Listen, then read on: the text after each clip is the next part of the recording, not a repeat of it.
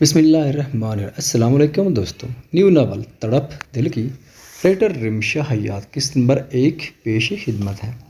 ہمارے کنٹریکٹ میں بچے کا ذکر نہیں تھا مسٹر صفوان، اور اب آپ کیسے کہہ سکتے ہیں آپ کو بچہ بھی چاہیے؟ عروہ نے کرخت لہجے میں صفوان کو دیکھتے پوچھا۔ مقابل کے خیالات جان کر تو اس کی جان لبوں پر آ گئی تھی۔ مس عروہ، میں کنٹریکٹ میں یہ لائن بھی لکھ لیتا ہوں، پھر تو آپ کو کوئی مسئلہ نہیں ہوگا نا، لیکن مجھے بچہ ہر حال میں چاہیے۔ صفوان نے دو ٹوک انداز میں عروہ کے چہرے پر اپنی نظریں گاڑتے کہا، آپ اس قدر گھٹیا انسان بھی ہو سکتے ہیں؟ مجھے امید نہیں تھی، میں آپ کا کھلونا نہیں ہوں، سمجھے آپ؟ اور میرا نہیں خیال کہ آپ کے لیے یہ کام مشکل ہو گیا، کسی بھی لڑکی کو آپ اس کام کے لیے ہائر کر سکتے ہیں۔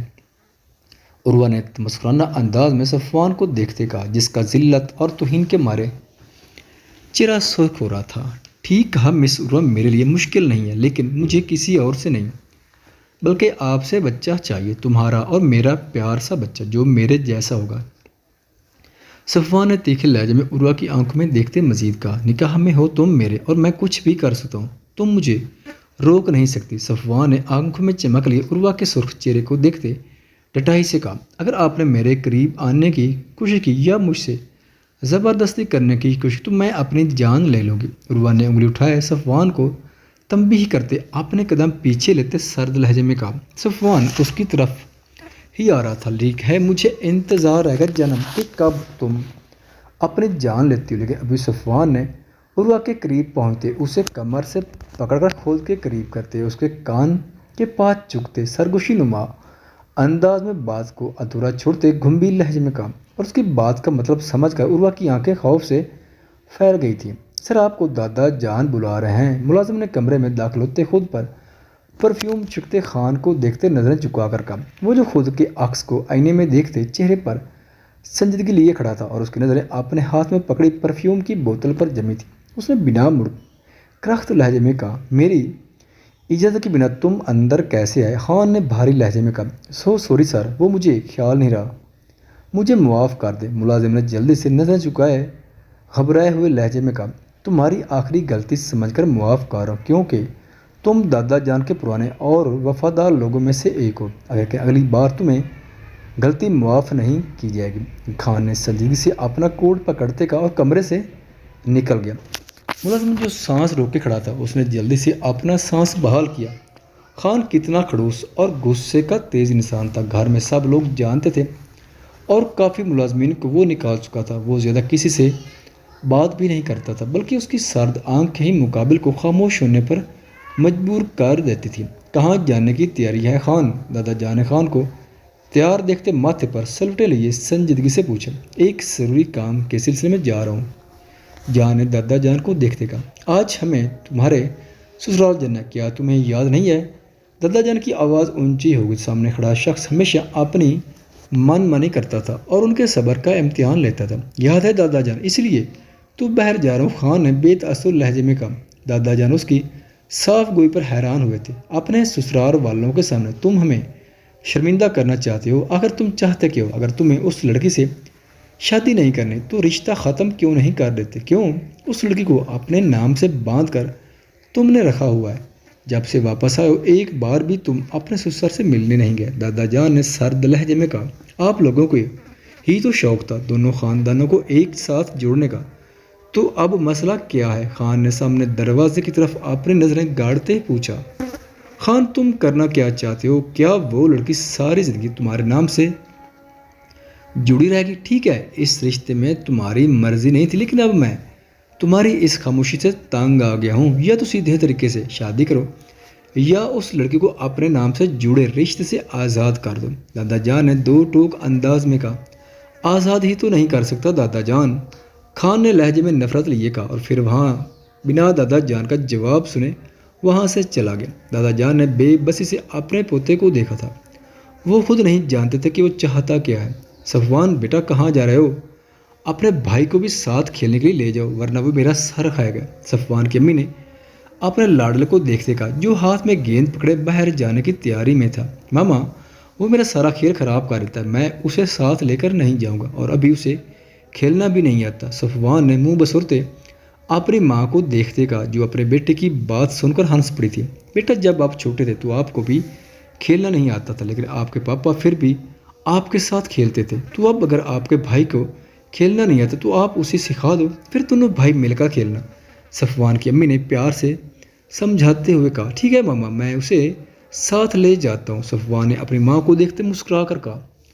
اس کی ماں کا مسکراتا چہرہ دھندلا ہو جاتا جا رہا تھا۔ ماما بیڈ پر لیٹے صفوان نے آنکھیں میچی ہوئی تھی، ماتھے پر بال ڈالے، اس وقت اس کا پورا چہرہ پسینے سے شرابور تھا۔ علی!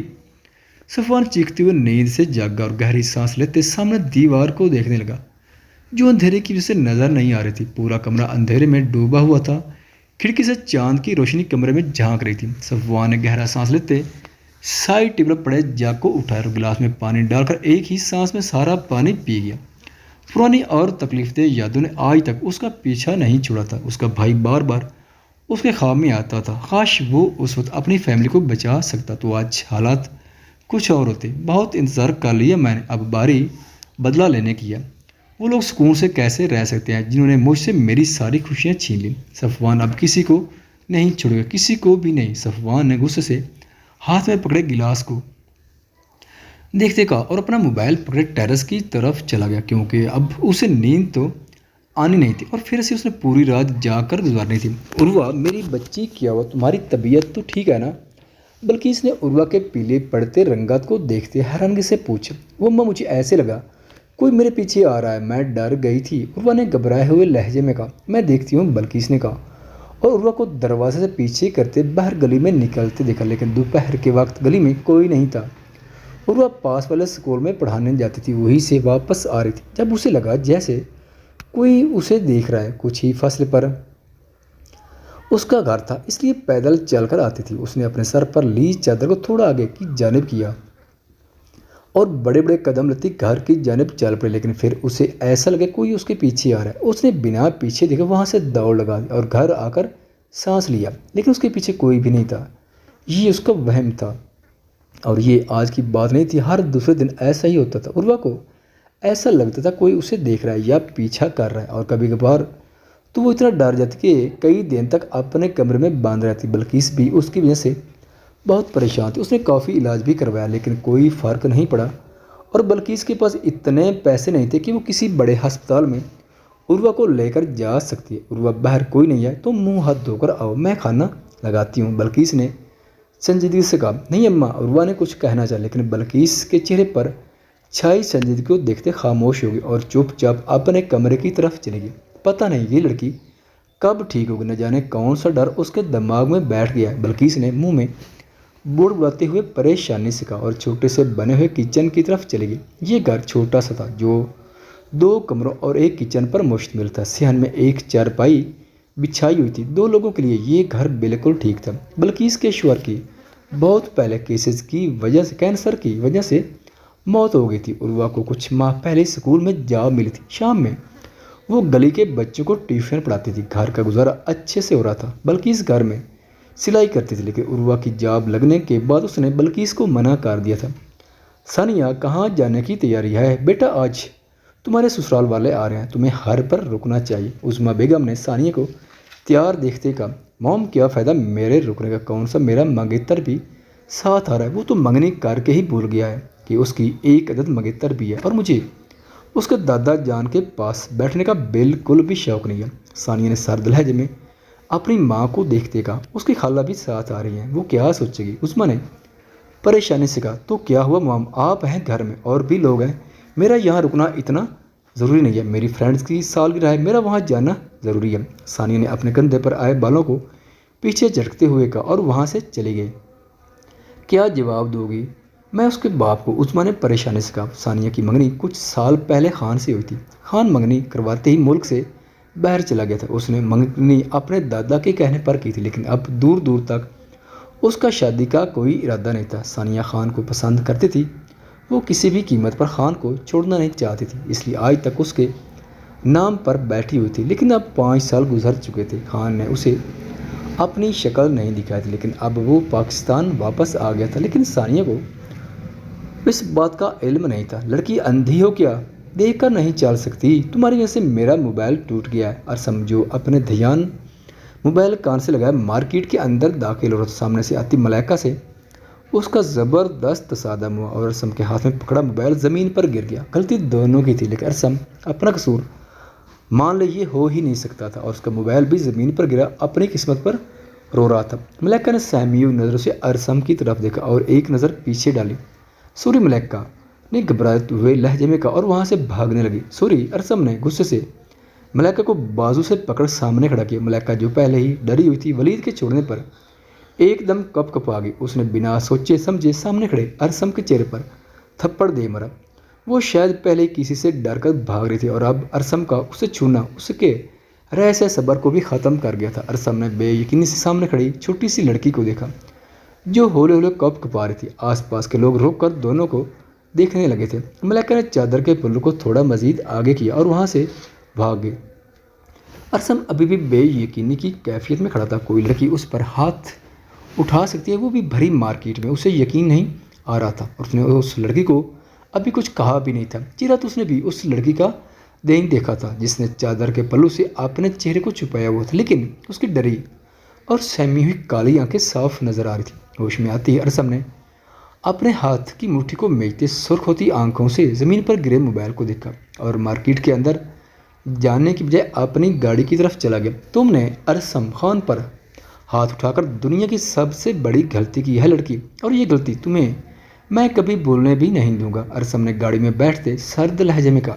ڈرائیور نے اپنے مالک کے غصے سے سرخ ہوتے چہرے کو دیکھتے جلدی سے گاڑی سٹارٹ کی۔ وہ اچھی طرح جانتا تھا کہ اس کے ارسم سے غصے کے کتنے تیز ہیں، اس لیے کوئی سوال نہیں کیا۔ اگلے دن عروہ کافی بہتر تھی۔ پورا دن کمرے میں بند رہنے کے بعد وہ فجر کے وقت اپنے کمرے سے باہر آئی تھی۔ بچوں کو اس نے چھٹی دی تھی، اس لیے آرام سے فجر کی نماز کے بعد باہر آئی تھی۔ باہر بلقیس بیٹھی تھی۔ امی، مجھے بھوک لگی ہے، عروہ نے اپنے بالوں کا جوڑا بناتے اپنی ماں سے کہا۔ ابھی بھی کمرے میں بند رہنا تھا بیٹا، باہر آنے کی کیا ضرورت تھی؟ تم نے تو قسم کھائی ہوئی ہے اپنی ماں کو پریشان کرنے کی، بلقیس نے طنزیہ لہجے میں کہا تو عروہ ہنس پڑی۔ امی مجھے معاف کر دے، میرا مقصد آپ کو پریشان کرنا نہیں تھا، عروہ نے اپنی ماں کی گود میں سر رکھتے کہا۔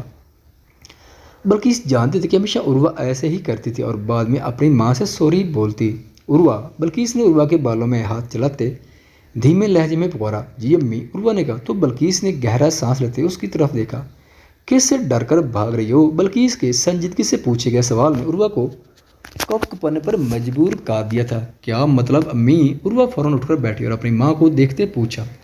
میرے کہنے کا مطلب ہے تمہیں کوئی پریشان کر رہا ہے، کوئی تمہارا پیچھا کرتا ہے؟ بلقیس کے سوال پر عروہ نے اسبات میں سر ہلایا۔ کیا تم نے کسی کو دیکھا ہے؟ بلقیس نے تحمل سے پوچھا۔ مجھے کبھی کوئی نظر نہیں ہے، لیکن امی، عروہ نے اپنی ماں کے ہاتھ پر ہاتھ رکھتے کہا، مجھے ایسا لگتا ہے کوئی میرا پیچھا کر رہا ہے، کوئی مجھے دیکھ رہا ہے۔ لیکن عروہ نے بے بسی سے بات کو ادھورا چھوڑ دے کہا، لیکن بیٹا پوری دنیا تو تمہارا پیچھا نہیں کر سکتی نا، اور تمہیں تو لگتا ہے ہر کوئی تم پر نظر رکھے ہوئے ہر کوئی تمہارا پیچھا کر رہا ہے، یہ تمہارا وہم ہے، اس کے علاوہ کچھ نہیں۔ بلقیس نے سنجیدگی سے کہا، امی یہ میرا وہم نہیں ہے، ہاں میرے پاس کوئی ثبوت نہیں، لیکن کوئی تو ہے جو مجھ پر نظر رکھتا ہے۔ عروہ نے بے بسی سے کہا۔ اسے سمجھ نہیں آ رہا تھا کہ جس طرح اپنی ماں کو سمجھائے۔ بلقیس ایک دو بار خود عروہ کے ساتھ اسکول تک گئی تھی، لیکن اسے ایسا بالکل بھی محسوس نہیں کوئی ان کو دیکھ رہا ہو یا پیچھا کر، لیکن عروہ وہاں سے گزرتے ہر انسان کو شک کی نگاہ سے دیکھ رہی تھی۔ اگر کوئی ان کے پیچھے چل رہا ہوتا تو اسے لگتا کوئی انسان اس کا پیچھا کر رہا ہے، لیکن آگے جا کر وہ اپنے راستے پر چل پڑتا۔ تو بلقیس کو اب یہی لگتا تھا کہ یہ عروہ کا وہم ہے، اور بلقیس نے نوٹ کیا تھا کہ عروہ زیادہ مردوں سے ڈرتی ہے، بات کرنا تو دور، ان سے بات کرتے ہوئے بھی اسے خوف محسوس ہوتا تھا۔ میں تمہارے لیے ناشتہ لگاتی ہوں، پھر تمہیں اسکول بھی جانا ہے، بلقیس نے وہاں سے اٹھتے ہوئے کہا۔ عروہ خاموش ہو گئی تھی۔ تھوڑی دیر بعد اس کی ماں ناشتہ لے آئی، دونوں نے خاموشی سے ناشتہ کیا اور پھر عروہ تیار ہونے چلے گی۔ آج اس نے سفید رنگ کی شلوار قمیض پہنی تھی، کالی چادر کو سر پر اچھی طرح سیٹ کیا۔ وہ باہر آئی تو بلقیس کی نظریں اس پر ٹھہر گئی۔ عروہ میں نے تمہیں کتنی بار کہا ہے سفید رنگ مت پہنا کرو؟ بلقیس نے تھوڑا غصے سے کہا۔ کیوں امی، اس میں کیا برائی ہے؟ عروہ نے منہ بسرتے پوچھا۔ میں نے منع کیا نا؟ عروہ تو بحث مت کرو اور جا کر تبدیل کرو، بلقیس نے بات ختم کرتے ہوئے کہا۔ امی ابھی تو مجھے بہت دیر ہو رہی ہے، ابھی تو میں جا رہی ہوں، عروہ نے اپنی ماں کی بات نظر انداز کرتے کہا اور وہاں سے چلی گئی۔ بلقیس پیچھے سے آواز دیتی رہ گئی، لیکن عروہ نے ایک بھی آواز نہیں سنی۔ عروہ اسکول پہنچی تو اسے پتہ چلا کہ آج پرنسپل کے کچھ خاص مہمان آ رہے ہیں اور اسکول بھی ان کے والد نے بنایا تھا۔ عروہ نے اس بات پر زیادہ غور نہیں کیا اور اپنی کلاس کی طرف چلی گئی۔ عروہ زیادہ کسی سے بات نہیں کرتی تھی، اپنے کام سے کام رکھتی تھی۔ اب بھی بریک میں سٹاف میں سب سے الگ بیٹھی اپنا کام کر رہی تھی، جب دو ٹیچر جو لگ بھگ اس کی عمر کی ہی تھیں اس سے کچھ فاصلے پر آ کر بیٹھی۔ یار میڈم کے گیسٹ تو بہت ہینڈسم ہے، وہ جب آئے تو میں آفس میں تھی لیکن میڈم نے مجھے باہر بھیج دیا، پہلی والی نے افسردگی سے کہا، نہ چاہتے ہوئے بھی۔ عروہ کا دھیان بھٹک کر ان کی باتوں کی طرف جا رہا تھا، لیکن انہوں نے تو مجھے ایک نظر بھی نہیں دیکھا۔ لیکن وہ چھوٹے بچوں سے ملنے کلاس میں آئے گئے، میڈم بتا رہی تھی۔ عروہ نے جب یہ سنا تو اس کے پیپر پر چلتے ہاتھ ایک دم کپائے تھے۔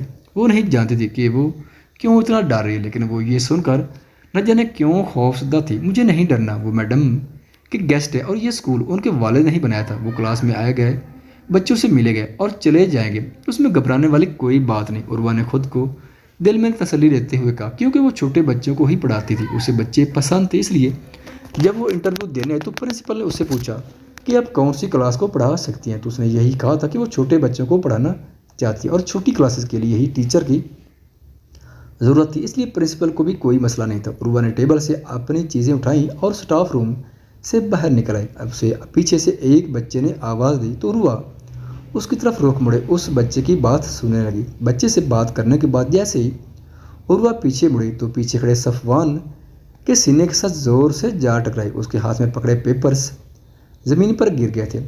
اس سے پہلے وہ زمین بوستی صفوان نے اس کی کمر میں ہاتھ ڈالے، اسے گرنے سے بچایا۔ عروہ آنکھیں مچے چہرے پر خوف لیے صفوان کی باہوں میں قید کھڑی تھی۔ صفوان کی سرد آنکھیں اس کے بند آنکھوں سے ہوتے ہوئے اس کے ہونٹوں کے نیچے تیل پر ٹھہر گئی تھی، اس کے ہونٹ کے دائیں جانب تھوڑا نیچے ایک تیل تھا۔ عروہ نے جب محسوس کیا کہ وہ زمین پر نہیں گری تو اس نے جلدی سے آنکھیں کھولی اور مقابل کو دیکھ کر اس کی آنکھیں خوف سے پھیل گئی تھیں۔ خواتین و حضرات، ویڈیو دیکھنے کا شکریہ۔ اگر ویڈیو پسند آئے تو چینل کو سبسکرائب کریں اور ساتھ ہی بیل کے آئیکن کو لازمی پریس کریں تاکہ آپ کو آنے والی ویڈیوز کے اپڈیٹ سب سے پہلے مل سکیں۔ خدا حافظ۔